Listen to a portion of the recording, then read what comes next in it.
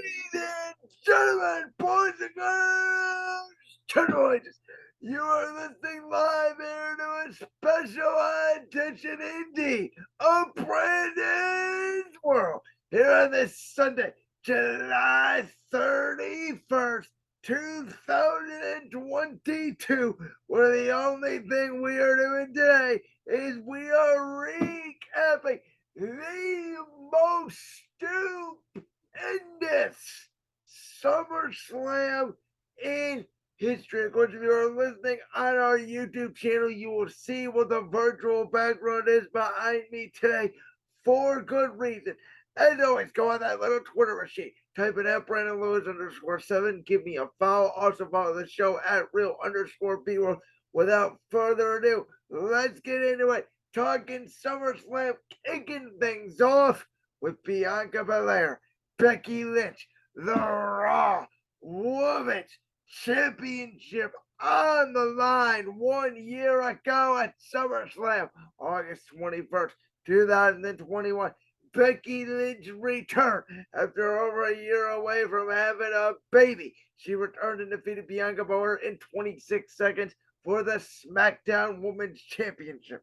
A year later, these two women who had an amazing encounter, some people say it was the best match of the weekend at WrestleMania 38 in Dallas, Texas. They put on another L of a classic contest here at Nashville, Tennessee, Bianca Belair's hometown in Nissan Stadium. Bianca Belair, of course, able to hit a KOD on the outside, was the biggest spot of the match, as well as Becky Lynch pulling Bianca Belair's braid, knocking her into a manhandle slam, which I thought that was it. We could have had a new Raw Women's Champion, but the EST would not lay down.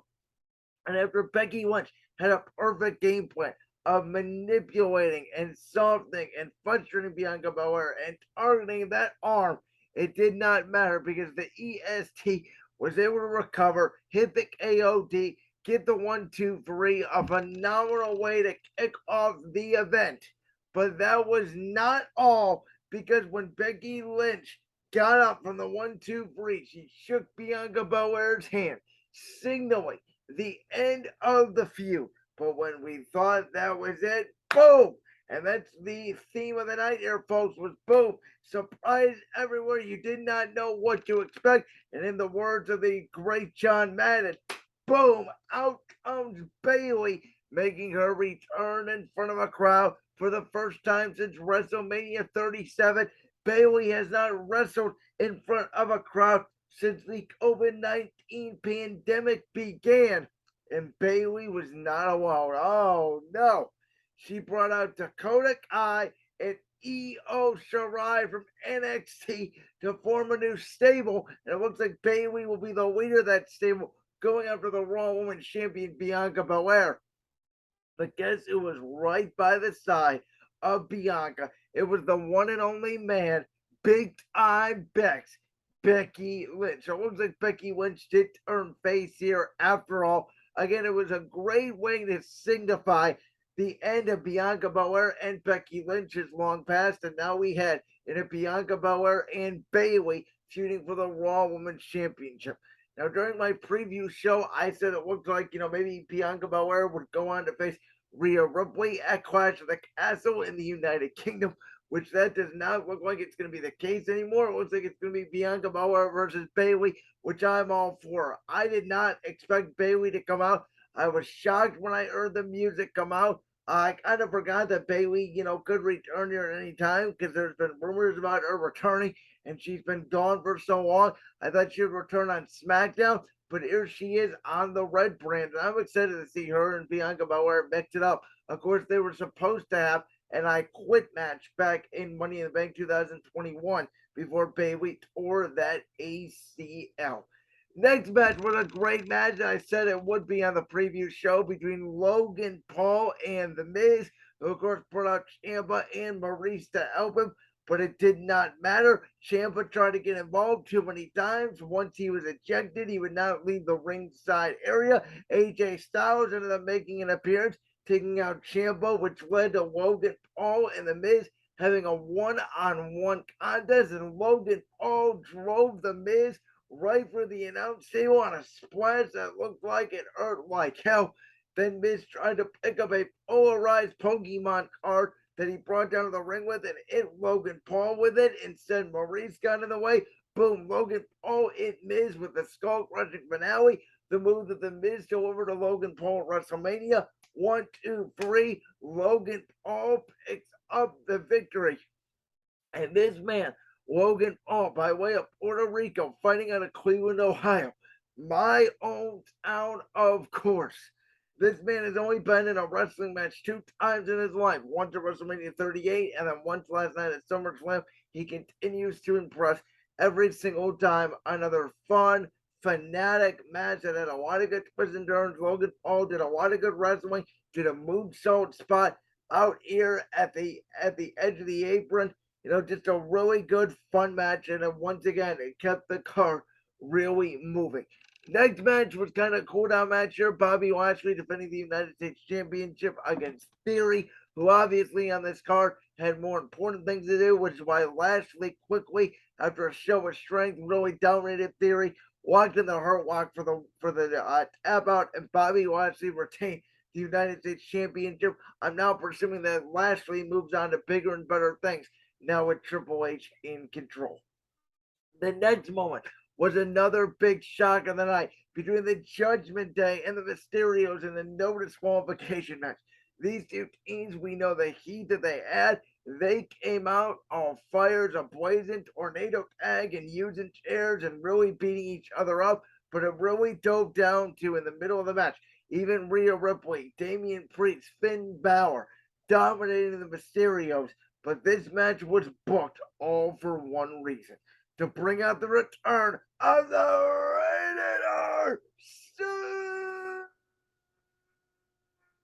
Superstar Edge, who was made his return looking like the Brood coming up for the ashes of fire. It was one of the best moments of the night. Coming down, taking out Damian Priest with a big boot. It would hit Finn Balor with a spear. It would hit Damian Priest with a spear, leading to the double 619 and the Mysterios winning the matchup thanks to Edge. Now, I do think this is going to lead to Edge versus Demon Finn Balor. I don't think so right away. Potentially down the line. I've seen rumors about Phoenix coming back.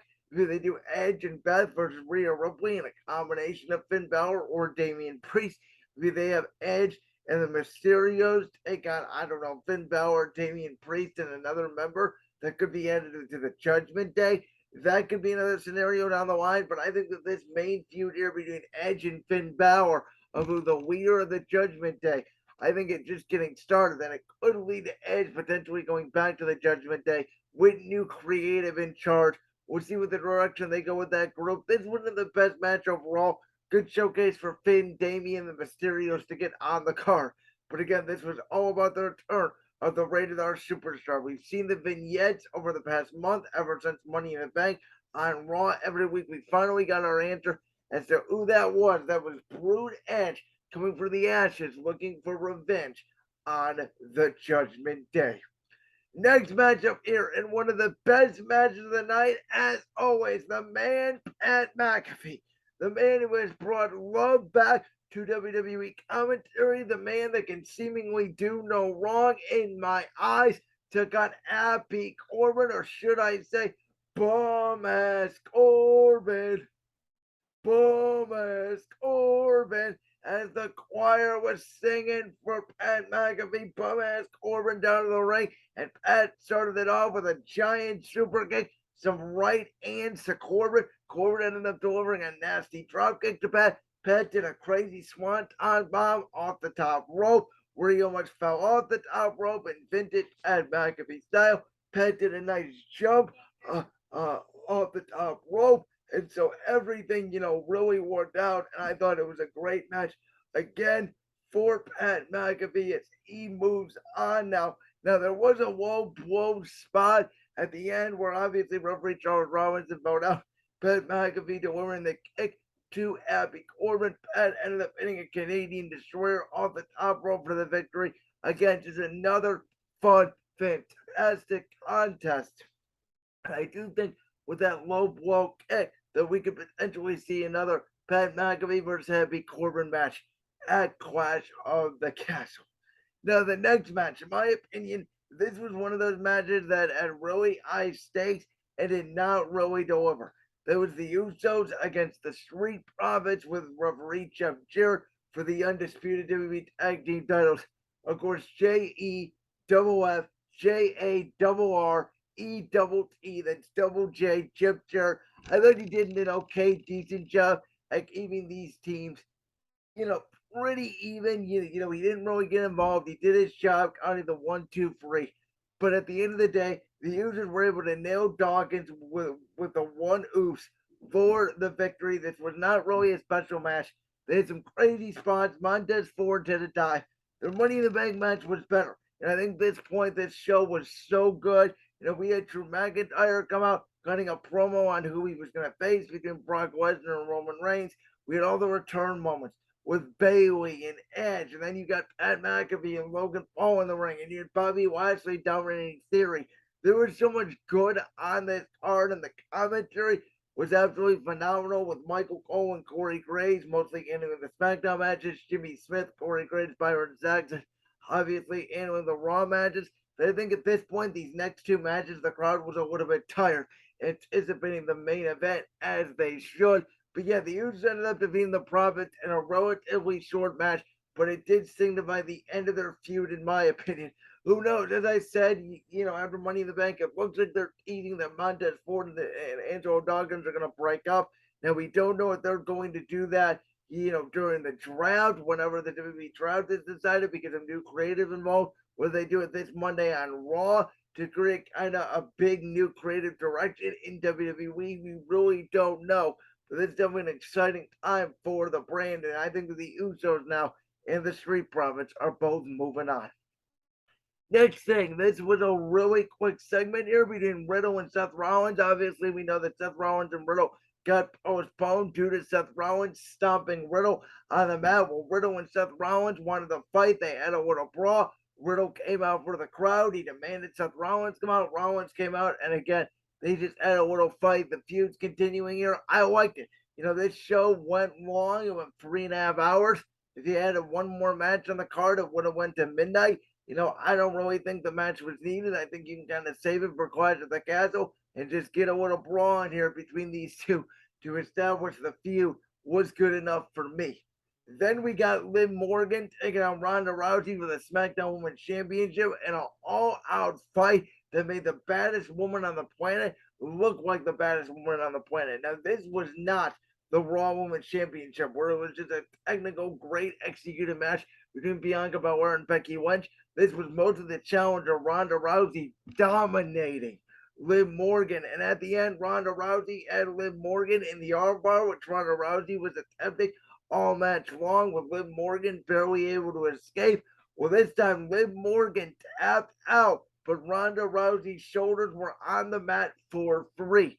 Now, there was confusion because it looked like Ronda Rousey made Liv Morgan tap out before the referee's hand hit the count of 3. That was the case. The referee did not see it. As always in wrestling, though, the referee's call is final, which means the referee only saw the shoulders of Ronda Rousey, meaning that Liv Morgan retains the SmackDown Women's Championship. Now, Rousey, who has a legitimate right, thinking that she should be the SmackDown Women's Champion today, ended up taking out an official and just, destroying Liv Morgan afterwards, officially turning heel, and again, turning on an official. I think that this new direction WWE is going to make Ronda Rousey look like a complete badass. I think Corey Graves even alluded to it on commentary. It's weird seeing Ronda Rousey as a challenger as opposed to a champion for the SmackDown Women's Championship. But I think Ronda here is going to elevate Liv Morgan. I think they're going to have a better match at Clash of the Castle. They're certainly setting up a rematch for that occasion. And again, Ronda Rousey as a badass, not smiling, just kicking ass, is what she needed to be since returning at the Royal Rumble. Now, as I said on my prediction show, I actually thought that Liv Morgan could pick up a clean victory here over Ronda Rousey, a rare clean victory. And who knows, maybe Charlotte Flair would return and you can set up Liv Morgan versus Charlotte Flair. That could still be the plan down the line as Flair did not return on this show. But as I already mentioned, it looks like we're going to get another match between Liv Morgan and Ronda Rousey at Clash of the Castle. Again, a lot of this stuff at this pay per view was setting up the big United Kingdom premium live event, whether it is, Edge and Finn Balor, or, Bailey and Bianca Belair, or Liv Morgan and Ronda Rousey, or Drew McIntyre versus the winner of the most incredible last man standing match of all time. I still feel like I am there. I still feel like I am on a roller coaster ride, folks. This undisputed Universal Championship match between Brock Lesnar and Roman Reigns was one of the best matches, hands down, I have ever watched or I have ever been to, that I have ever seen. It started with Brock Lesnar driving a damn tractor to the ring and jumping off it and taking out Roman Reigns. And ever since then, these two used every weapon in the book, whether it was tables, steel steps, pieces of tables, the tractor itself with Brock Lesnar dumping Roman Reigns inside of a tractor and putting him in the ring, and then using the damn tractor to move the ring and lift the ring up. As again, you can see my virtual background here on YouTube. I have never seen anything like this in my life. A man the size of Brock Lesnar using a tractor to lift the ring up to try to bury Roman Reigns. And Paul Heyman, obviously Roman Reigns' special counsel, was so distraught he tried giving Lesnar the championship just to get the hell out of the arena. Lesnar was not taking it, and in an F5 on Paul Heyman through the announce table.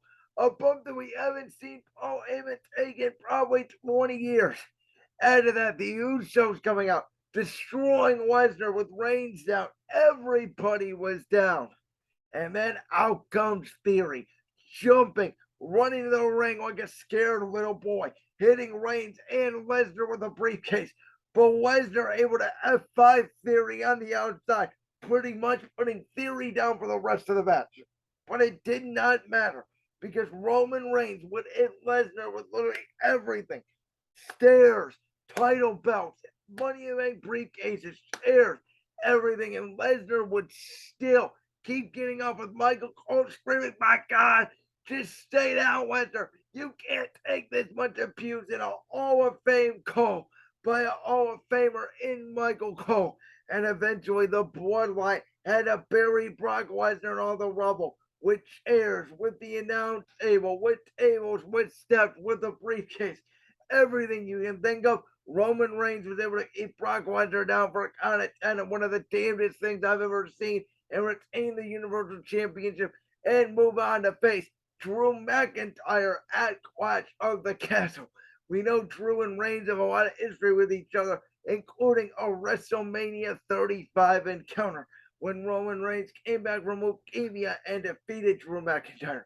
We know their encounter at Survivor Series 2020 was amazing, and we're about to see another one throw down here September 3rd, Cardiff, Wales, sold out stadium in the United Kingdom. But for Triple H's first show as the head of creative in WWE, I would say we had a spectacular show, man. A lot of great wrestling, great returns, great moments, and the main event was one of the damnedest things, as I've said here, I have ever seen. It was absolutely phenomenal. It was absolutely incredible. So I'm not talking a lot about these matches here today because I am still on a wrestling high. That was one of the most insane shows I've ever seen. WrestleMania 38, the most stupendous WrestleMania in history, is still, in my opinion, the best premium live event of the year. But next to that, man, SummerSlam. In this stadium, Nissan Stadium, with 40,000 fans. It felt like a mini WrestleMania, and that's what it should feel like. It felt like the biggest party of the summer. WWE definitely delivered on their moniker this year.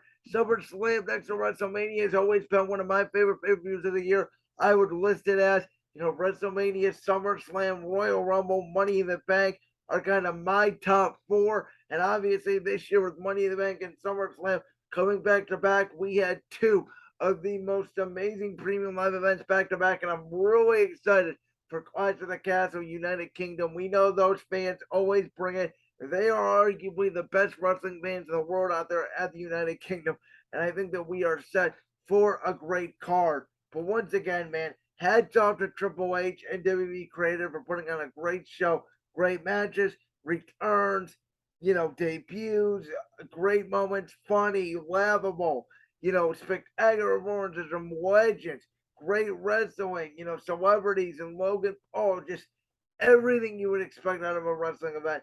This was one of those events, and I'm so happy I got to witness it last night on Peacock on the WWE Network. And with that, we're going to go and wrap things up for today's Brandon's World. As you guys know, next week is the season finale of Brandon's World, where I'm sure we will talk about the MLB trade deadline coming up, as well as what will WWE look like now that Triple H is in charge. That is next week. That will be our last show before we go on hiatus, before we start the NFL season on September 5th, which will be Labor Day. We'll be back bringing down the Cardiff Wales Clash of the Castle pay-per-view, and I will be making my NFL predictions official at that point. So thank you guys for watching this OC of Brand's World on the Brand's World podcast. It was kind of our mini finale here, breaking down the biggest party of the summer, SummerSlam. I loved every second of it, and I hope you did too. We'll see you guys next time. And peace.